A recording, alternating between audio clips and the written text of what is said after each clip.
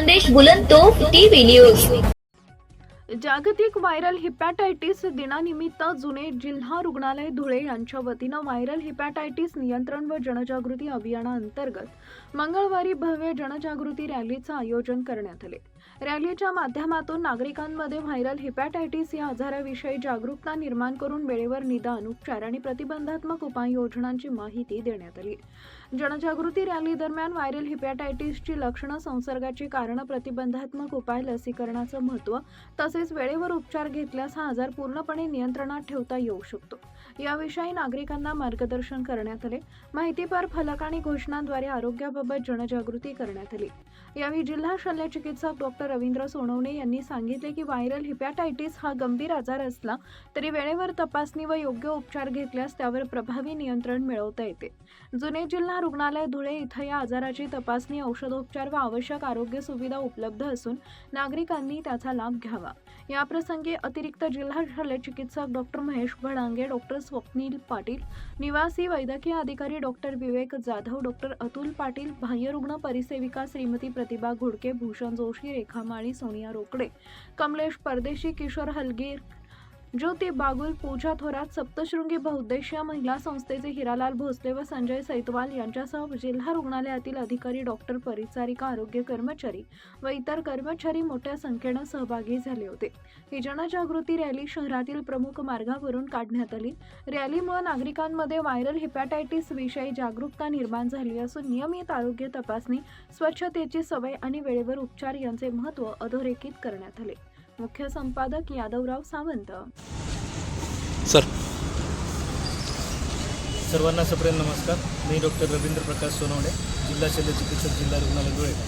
आज दिनांक 28 जुलै 2026 रोजी सार्वजनिक आरोग्य विभाग, महाराष्ट्र शासन मंत्रालय, मुंबई इथून प्राप्त झालेल्या मार्गदर्शक सूचनेनुसार आज आपण हा दिनांक 28 जून जो दिवस आहे सालाबादाप्रमाणे जागतिक हिपॅटायटिस दिन म्हणून साजरा करत आहोत। त्या अनुषंगाने आमचे जिल्हा रुग्णालय धुळे व नर्सिंग हॉस्टेल व नर्सिंगच्या सर्व मुली यांच्या संयुक्त विद्यमानाने आपण सर्व सामान्य लोकांमध्ये हिपॅटायटिस या आजाराविषयी जनजागृती व्हावी या अनुषंगाने आम्ही रॅली काढत आहोत। हिपॅटायटिस डे हा दिनांक 28 जुलै रोजी दरवर्षी शास्त्रज्ञ जे काही नोबेल विजेते पुरस्कृत आहे डॉक्टर बरुच लंबर्ग यांच्या जन्मदिनाप्रीत्यर्थ साजरा केला जातो, ज्यांनी की हिपॅटायटिस बी व्हायरसचा शोध लावला होता, ज्यांनी हिपॅटायटिस बी वॅक्सिनचा शोध लावला होता आणि जे की नोबेल विजेते होते, नोबेल पुरस्कार विजेते, त्यांच्या जन्मप्रीत्यर्थ आपण हा सालाबादाप्रमाणे पूर्ण जगभरामध्ये दिनांक 28 जुलै हा हिपॅटायटिस डे म्हणून साजरा करतो। हिपॅटायटिस म्हणजे लिव्हरला असलेली सूज, लिव्हरचं असलेलं इन्फ्लमेशन। हिपॅटायटिसचं इन्फ्लमेशन, लिव्हरचं इन्फ्लमेशन हे वेगवेगळ्या प्रकारच्या व्हायरसने होतं, जसे की उदाहरणार्थ hepatitis virus, hepatitis A, hepatitis B, hepatitis C, hepatitis D, hepatitis E. त्यामध्ये हिपॅटायटिस ए आणि हिपॅटायटिस ए दूषित अन्न आणि दूषित पाण्याद्वारे रुग्णामध्ये संक्रमित होतात। हिपॅटायटिस बी हे दूषित रक्ताद्वारे, दूषित बॉडी फ्लुइड्सद्वारे संक्रमित होतं।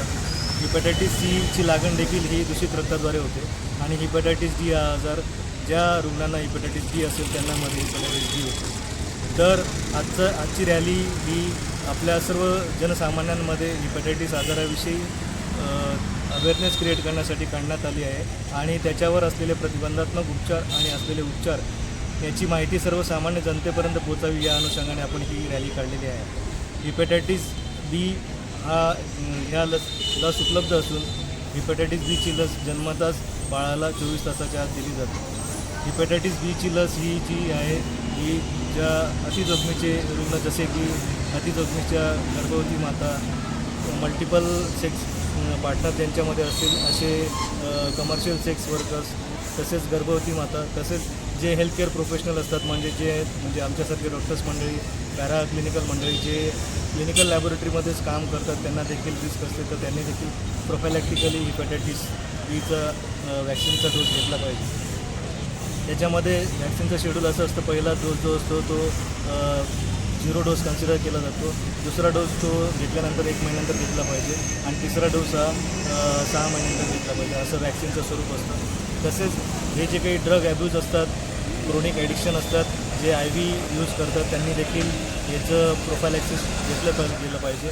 अदरवाईज हिपॅटायटिसची जी लक्षणं आहेत, उदाहरणार्थ उलटी होणे, मळमळ होणे, अंगाला खाज सुटणे, चेहऱ्यावर पिवळसरपणा येणे, डोळे पिवळे होणे, लघवीचा रंग गडद पिवळा होणे अशी लक्षणं जाणवतात. पण ही लक्षणं जी हा आजार जो असतो सायलेंट किलर असतो, बऱ्याच वेळेस प्राथमिक अवस्थेमध्ये लक्षणं दिसत नाही.